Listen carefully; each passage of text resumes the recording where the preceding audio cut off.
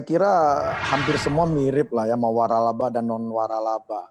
Faktornya ya pasti karena cash in-nya yang turun secara drastis, sedangkan biaya-biaya menjadi tanggung jawab perusahaan ya turunnya juga tidak cukup besar gitu. Jadi ini yang nggak seimbang antara in out-nya. Saya kira dengan kurun waktu 7 bulan dengan keterbatasan operasional, income yang terbatas, dan juga dari PSBB ke PSBB transisi, terus PSBB lagi, transisi lagi.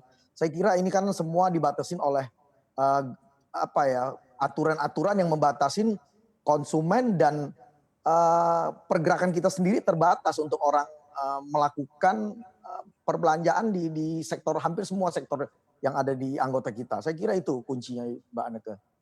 Bahkan kalau kita melihat bisnis waralaba seperti KFC salah satunya Pak Tutum ini juga masih ditagih oleh pekerjanya untuk melunasi THR begitu.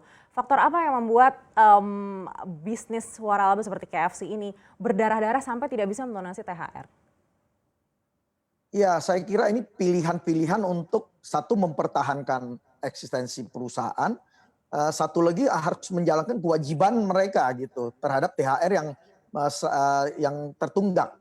Nah, ini pilihan-pilihan untuk mempertahankan perusahaan untuk bertahan di kemudian hari atau menjalankan kewajiban tetapi perusahaan akan diperburuk oleh keadaan keuangannya gitu. Saya kira memang ini pilihan yang sulit.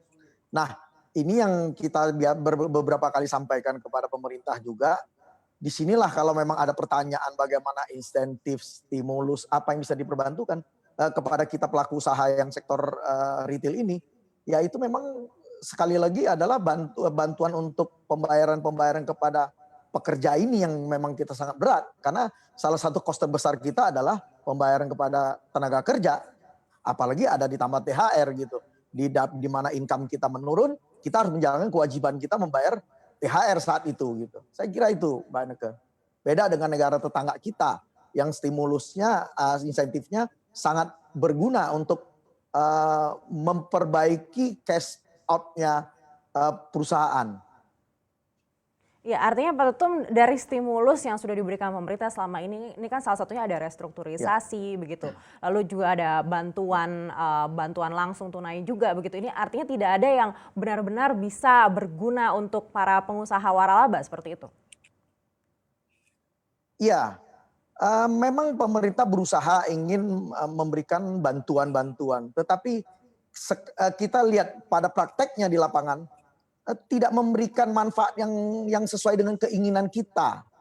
Nah, saat awal memang beberapa kali kita juga usulkan sebelum kita rusak lebih jauh tentang pendapatan kita, sebenarnya kita ada usul-usulan beberapa. Tetapi yang diberikan insentif itu kan berupa beberapa sektor di perpajakan yang memang harus kita tempuh dengan berbagai cara lagi gitu.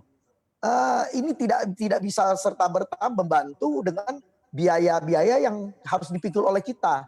Jadi kalau saya katakan tidak ada, memang barang itu ada, tetapi apakah Anda tanya berguna atau tidak memberikan manfaat, ya sama sekali tidak memberikan efek yang untuk kita bisa bertahan sebetulnya. Nggak ada.